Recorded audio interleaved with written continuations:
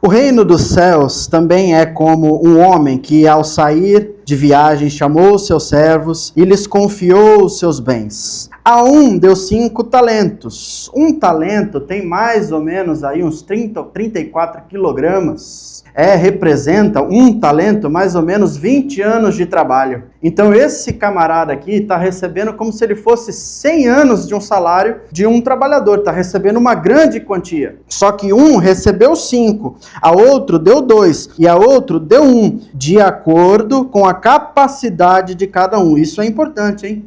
Em seguida, partiu de viagem. O que havia recebido 5 talentos saiu imediatamente, aplicou e ganhou mais 5. Também o que tinha 2 talentos ganhou mais 2, mas o que tinha recebido 1 talento saiu, cavou um buraco no chão e escondeu o dinheiro de seu senhor. Depois de muito tempo, o senhor daqueles servos voltou e acertou contas com eles. O que tinha recebido 5 talentos trouxe outros 5 e disse: o senhor me confiou 5 talentos, veja, eu ganhei mais 5. O senhor respondeu: muito bem, servo bom e fiel, você foi fiel no pouco e eu porei sobre o muito. Venha e participe da alegria do seu senhor.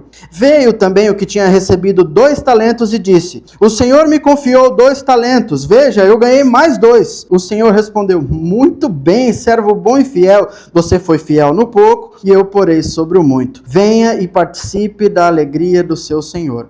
Por fim, veio o que tinha recebido 1 talento e disse: eu sabia que o senhor era um homem severo, que colhe onde não plantou e ajunta onde não semeou. Por isso eu tive medo. Saí e escondi o seu talento no chão. Veja, aqui está o que pertence ao Senhor. O Senhor respondeu: servo mau e negligente, você sabia que eu colho onde não plantei e ajunto onde não semeei? Então você devia ter confiado meu dinheiro aos banqueiros, para que quando eu voltasse, o recebesse de volta com juros. Tomem dele o talento e deem-no a que tem 10, pois a todo o que tem, mais será dado, e terá em grande quantidade, mas ao que não tem, até o que tem lhe será tirado. E lancem fora o servo inútil, nas trevas, onde haverá choro e ranger de dentes. Ao ouvir esse texto, você poderia muito bem dizer assim: ué, eu conheço essa parábola, inclusive nós acabamos de falar a respeito dessa parábola no Calão, só que eu sabia com Minas. Com talentos eu não sabia. É a primeira vez que eu escuto com talentos. E realmente parece mesmo, né? Tem a mesma estrutura de Lucas capítulo 19, mas são contextos diferentes. Apesar de ter a mesma estrutura, a parábola das minas tem algumas coisas que a parábola dos talentos não tem. Por exemplo, na parábola das minas, todos recebem o mesmo valor.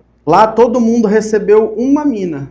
Agora aqui na parábola dos talentos não, você observou que um recebeu 5, um recebeu 2, o outro recebeu só 1 talento e recebeu como? De acordo com a sua capacidade. Lá na parábola das minas, os cidadãos não gostavam do rei. Eles não queriam que aquele rei reinasse sobre eles. Então eles fazem uma petição. Lucas 19 vai dizer assim: olha, nós não queremos que este homem aqui reine sobre nós. Lá o que Jesus está fazendo em Lucas 19 é uma alusão histórica ao rei Arquelau. A gente aprendeu a respeito dele. Ele é filho de Herodes o Grande. O pessoal não queria que ele reinasse.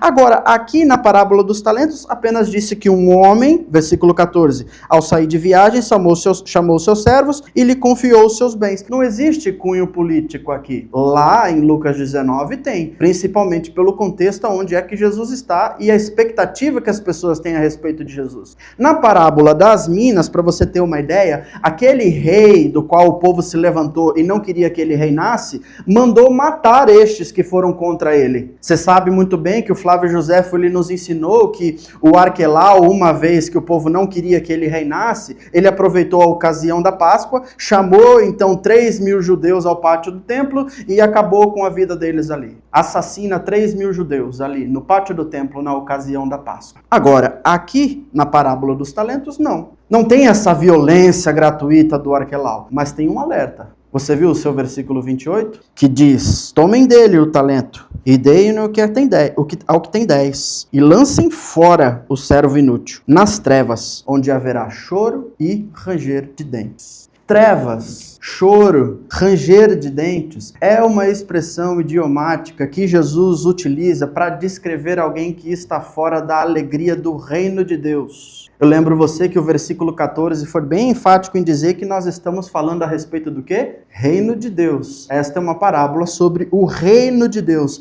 E trevas é uma expressão, na verdade, completa aqui no grego. São duas palavras, na verdade, e significa trevas exteriores. É como se Jesus estivesse dizendo assim: lancem na escuridão que está do lado de fora este servo aí que é inútil, esse servo que não fez nada. Lancem para fora. Na ocasião de Mateus, essa expressão ela aparece algumas outras vezes. E quando ela aparece, está associada, por exemplo, à parábola do grande banquete, que nós já aprendemos. Em outros momentos, quando ela aparece, está associada a festas, a mesa, a um ambiente onde nós estamos celebrando, está acontecendo uma festa. Para você ter uma ideia, naquele mundo antigo, as festas são iluminadas, né? Elas são pessoas estão felizes, estão animadas naquele ambiente, estão festejando.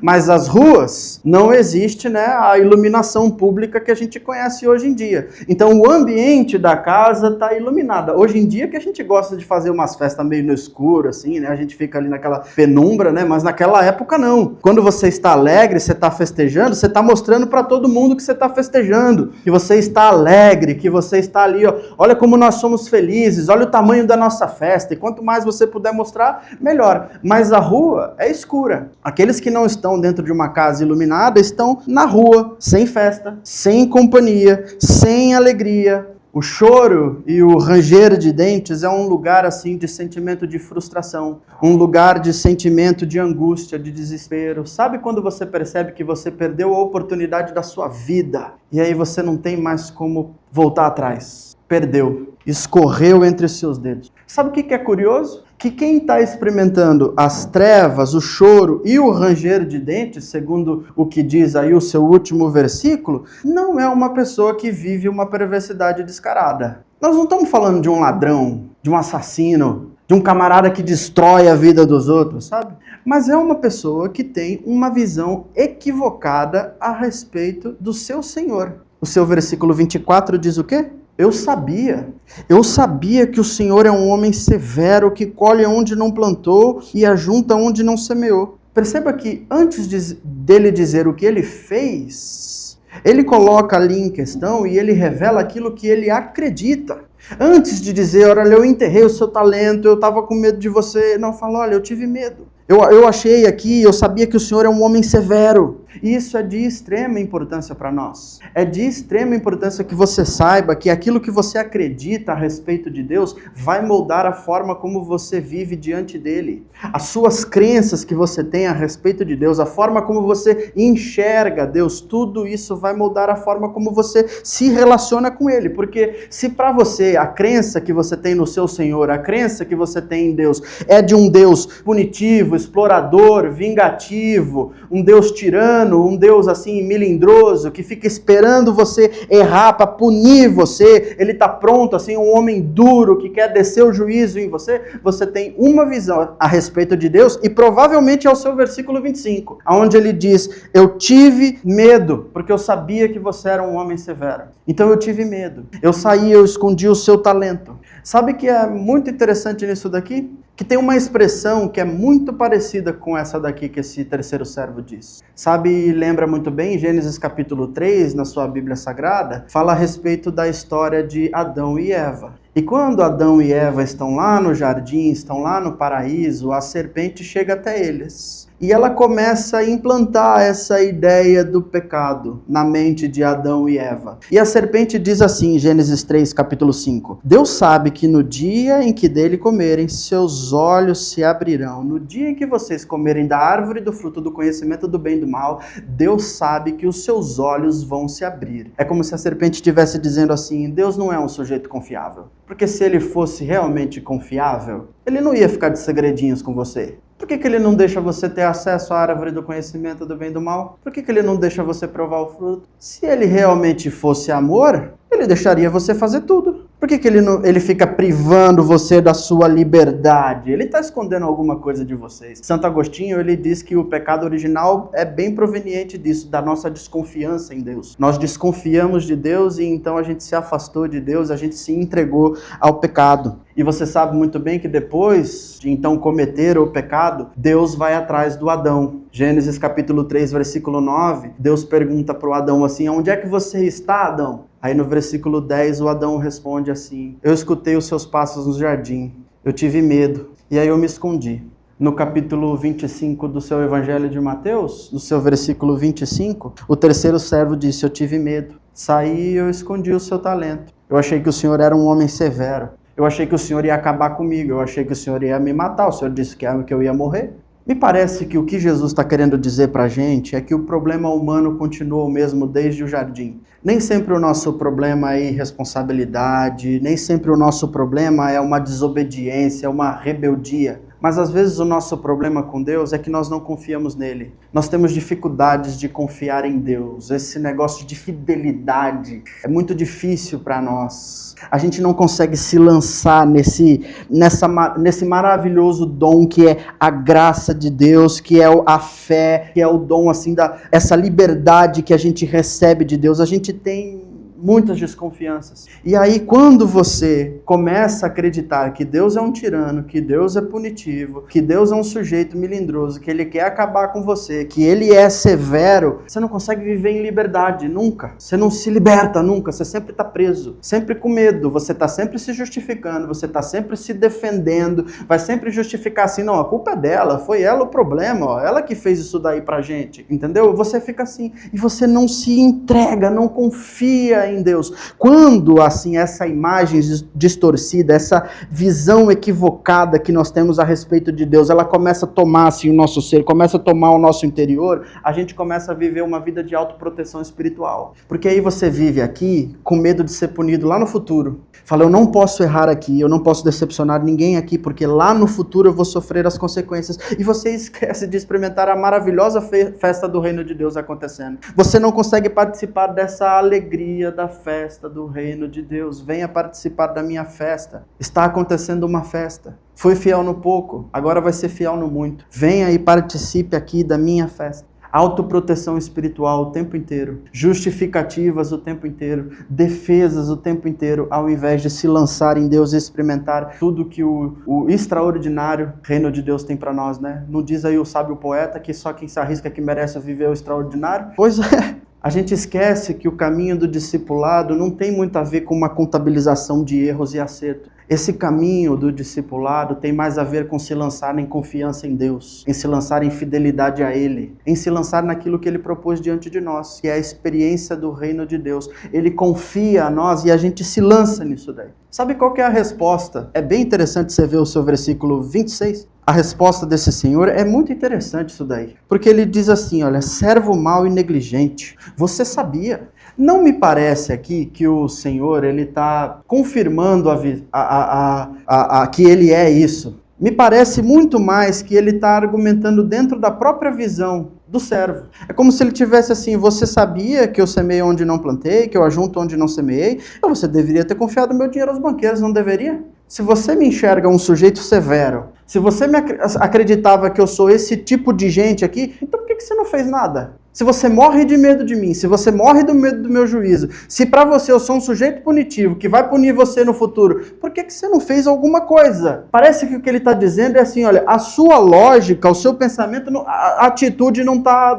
batendo. O que você diz que você acredita não é a forma como você está agindo, porque pelo menos por medo você deveria fazer alguma coisa. O mínimo, pelo menos, vocês não dizem que se der medo vai com medo mesmo? Pois é, por que vocês não foram? Aí a gente falaria para Jesus, né? Falou, Jesus, não é assim também. Vamos ter que fazer uma versão 2.0 aí, atualizada, porque aqui, ó, nós já estamos em 2026, entendeu? Aqui os neurocientistas, os psicólogos, eles já desenvolveram algumas coisas. E eles ensinaram para nós que existem medos que eles simplesmente paralisam a gente, congelam a gente.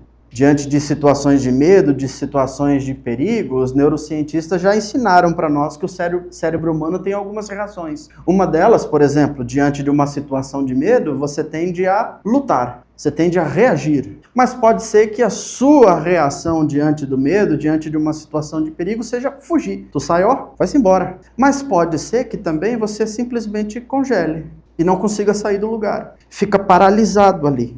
A pessoa simplesmente não consegue reagir, não consegue se mover. Bem comum, por exemplo, em mulheres que são agredidas, em mulheres que são abusadas. Não estou justificando nenhuma coisa nem outra, mas o que eu estou utilizando de exemplo para você é que muitas vezes você escuta a história da mulher e você fala: e por que tu não chamou a polícia? Por que você não falou alguma coisa? Por que você não reagiu? Por que você não deu na cara dele, fez alguma coisa? Por que você ficou assim, parado esse tempo todo? Você não conseguia fazer nada, você não conseguiu gritar, não conseguiu fazer nada? Não, eu simplesmente não consegui. Eu fiquei sem acreditar que isso estava acontecendo comigo e eu simplesmente paralisei. Meu cérebro parou e eu não consegui reagir a tudo isso. Eu não consegui. Eu falei, não sei como é que funciona. Não falta coragem. É simplesmente o cérebro humano, é o corpo humano reagindo a essa situação de perigo. É assim que funciona. E pode ser que assim também aconteça na sua vida espiritual. Pode ser que em algumas áreas da sua vida, você não é uma pessoa contra Deus, mas pode ser que você esteja paralisado pelo medo em alguma circunstância, em alguma realidade da sua vida.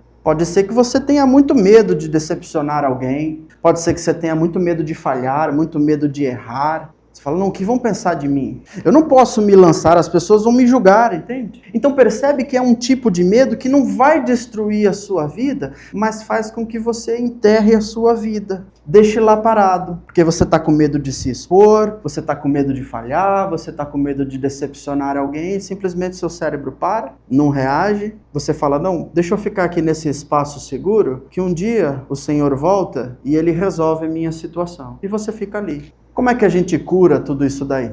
Porque nesse caminho de discipulado a gente vai ter que enfrentar o medo, né? O que a parábola está ensinando pra gente é que nós vamos ter que nos lançar em direção a isso daí e vamos ter que aprender a lidar com esses nossos medos. E eu aprendi algumas coisas com a parábola e eu queria responder com você à luz da parábola. Como é que você enfrenta os seus medos? Como é que você vai lidar com tudo isso daqui que você tem, com o que você recebeu do Senhor? E eu ofereço isso numa expectativa de te encontrar em algum momento da vida. E eu digo novamente, eu estou fazendo a luz da parábola. Não são todas as respostas para os seus medos. Mas eu percebo que quando você se sentir medroso, medrosa, sabe o que você podia fazer? Em primeiro lugar, você podia confiar no Senhor, porque Ele confiou em você primeiro.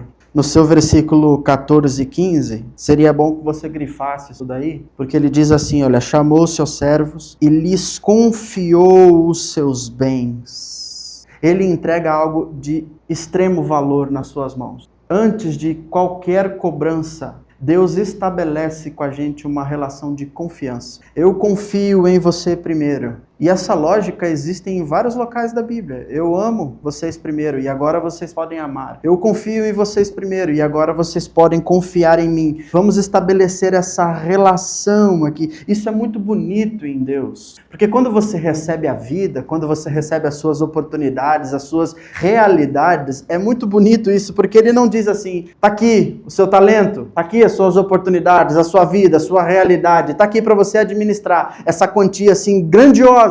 Aí Ele fala, não vai me decepcionar, hein? Faz coisa errada desde o jardim, não faz nada certo, toda hora tá fazendo alguma coisa errada, nunca dá jeito nessa vida, não se arrisca, não faz nada. Vê se não me decepciona pelo menos, né? Olha o que eu tô colocando na sua mão, faça-me um favor. Não é isso, né? Ele simplesmente entrega nas suas mãos a sua vida, as suas oportunidades, a sua realidade, as suas circunstâncias, tudo o que você tem, os seus recursos, e Ele diz assim, eu confio em você. Deus que me perdoe, mas Deus, Ele confia em você, viu? Tá aqui, nas suas mãos. Tudo isso está sob sua responsabilidade. Confie em mim, porque eu confio em você primeiro. Então, quando você se sentir uma pessoa medrosa, quando você ficar medroso, você lembre, confie em Deus, porque Ele confiou em você primeiro. Mas você também aceite a disciplina e o processo do Senhor. O seu versículo 19 diz assim que depois de muito tempo, o Senhor voltou e acertou contas. Existe um longo tempo entre essa confiança recebida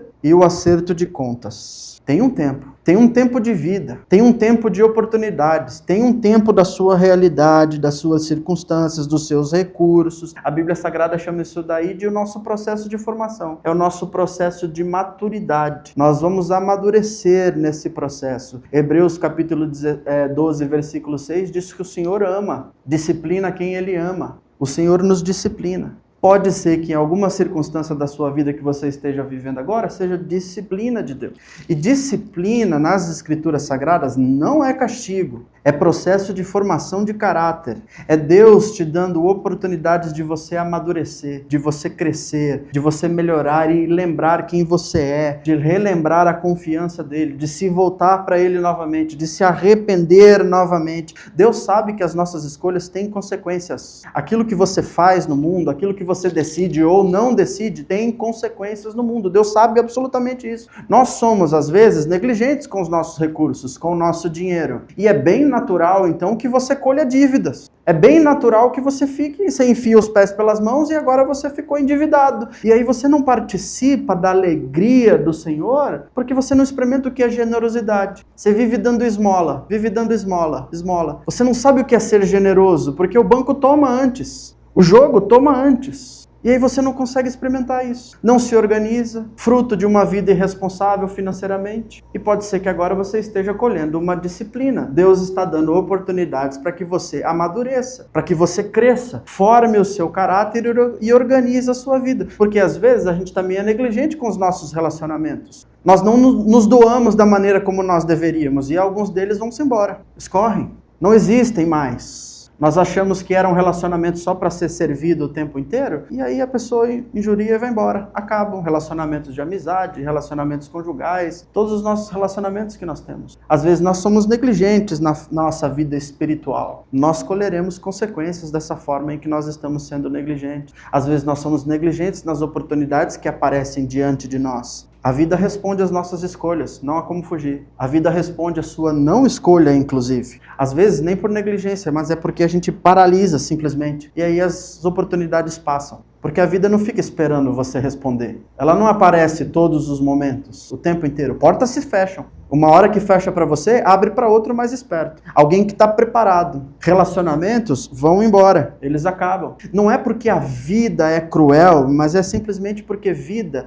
é uma coisa que precisa de ter coragem para viver. Viver é um assunto altamente perigoso, dizia o Guimarães Rosa. Tem que ter coragem para viver. Você precisa se lançar. Você precisa multiplicar isso que você recebeu nas suas mãos. Por isso que o Senhor diz assim, olha, tomem dele o talento, versículo 28, e deem ao que tem 10, pois todo ao que tem, mais será dado e terá em grande quantidade, mas ao que não tem, até o que tem lhe será tirado. Por isso que tem gente que às vezes tem um monte de responsabilidade e ganha mais responsabilidade ainda. Já tem um monte de oportunidades, aí ganha mais oportunidades ainda. Porque às vezes a gente fica olhando a vida passar, né? Estamos à toa na vida vendo a banda passar, aí a vida passa. Ela não espera. E aí quem está pronto, agarra a oportunidade da vida. Pega, multiplica a vida. Está pronto, está preparado, está ali naquele momento. Fala, então dá para esse. Esse é mais responsável. Esse está amadurecendo. Esse aqui não está. Então tira dele e coloca para o outro. Dá para quem quer crescer. Dá para quem quer se desenvolver. Mas também quando você se sentir medroso e medrosa, quando você se perceber com medo, não compare sua vida com a vida de outras pessoas. Às vezes a gente fica olhando para as pessoas e acha assim, não, eles têm mais ou têm menos. E aí a gente sente medo de se relacionar com as pessoas, a gente tem medo de conversar, a gente tem medo de se desenvolver. Aí a parábola diz assim, olha o versículo 15, a um deu 5 talentos, a outro deu 2, a outro 1. Por quê? Porque pessoas recebem responsabilidades diferentes na vida. Você está numa fase da vida, eu estou em outra fase da vida. Nós temos histórias diferentes, temos culturas diferentes, temos recursos diferentes, temos inteligências diferentes, temos formações diferentes, temos hábitos diferentes. Nós temos assim, olha, fases diferentes da vida, maturidades diferentes, desafios diferentes, pontos de vistas diferentes na vida. A subjetividade do outro é algo assim singular e precisa ser muito respeitada. Cada um de nós temos uma história, cada um de nós estamos num lugar lugar da vida. E é aqui que cada um tem 5, um tem 2, outro tem 3, outro tem 4, um tem 10, outro tem 20. Cada um tem a sua fase da vida. Por isso que cada um recebe de acordo com a sua capacidade.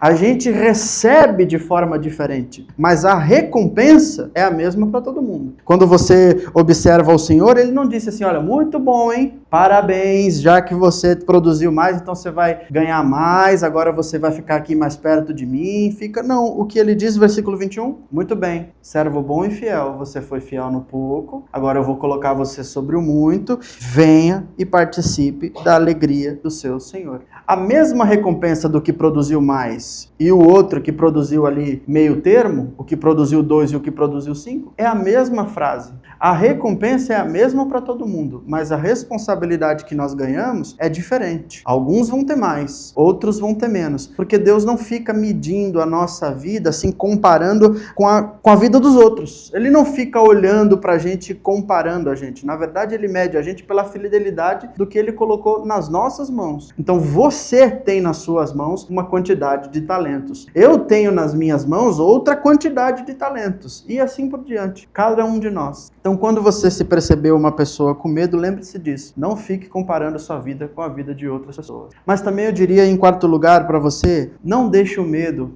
transformar você em um espectador da vida. Não deixe que o medo transforme você num espectador da vida, como esse versículo 25, esse coração do servo dizendo, eu tive medo e eu escondi o meu talento.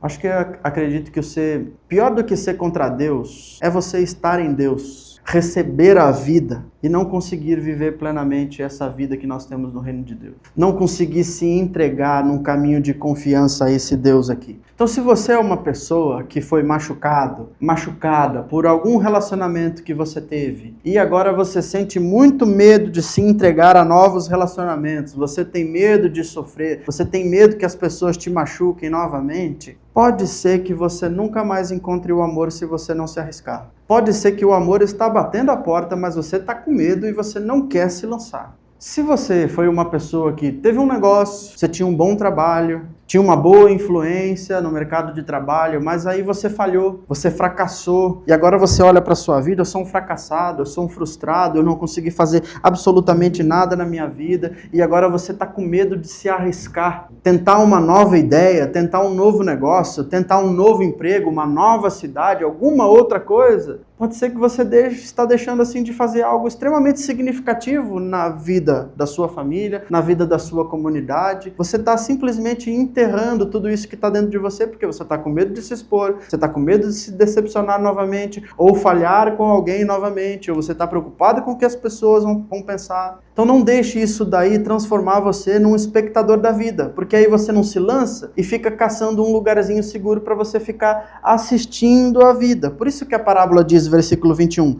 venha e participe da alegria do seu Senhor. Porque a vida no reino de Deus não é sobre a gente ficar administrando bens que a gente recebeu. Não, a vida no reino de Deus são pessoas que estão participando dessa festa, que estão sentados no grande banquete, que estão na presença do rei. É pessoas que estão participando da alegria do Senhor. Essa parábola aqui, ela é um convite para a gente participar da alegria da vida, para a gente participar de tudo isso que Deus colocou diante de nós. Porque o reino é participativo. Não faz sentido nenhum você multiplicar tudo que você tem e aí, muito bem, você agora vai ficar no muito, mas agora coloca tudo no seu bolso. Não, venha e participe da festa. Venha e distribua. O reino de Deus é participativo. Esses aqui que ficam com medo, que não se lançam, eles ficam de fora da festa. Ficam nas trevas, ficam nas ruas escuras, com choro, com ranger de dentes, com sentimento de frustração, de oportunidade perdida, na escuridão. Mas a festa está acontecendo. Você está vendo a festa acontecer. E muitas vezes não é nem por maldade. É simplesmente porque não consegue entrar na alegria da vida, que é esse reino de Deus que Ele colocou na nossa mão. Então não deixe de participar. Não deixe o medo vencer você. Lance-se em confiança em Deus. Aceite a disciplina e o processo de Deus caso você esteja participando disso. Não fique comparando a sua vida com a vida de outras pessoas. E não deixe que esse medo tome tanta conta da sua vida ao ponto de você virar um espectador e não um participante, um celebrante dessa vida que é a festa no reino de Deus.